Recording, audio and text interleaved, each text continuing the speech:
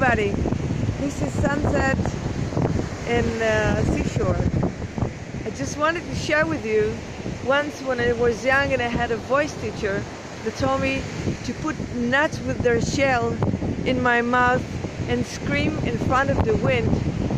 That was the most rubbish and the most stupid thing I ever could hear from a voice teacher. That only made me hoarse for a few days, and I never did that again. But if any voice teacher tell you to do that, this is the most horrible advice that a voice teacher could give a student. Don't do it.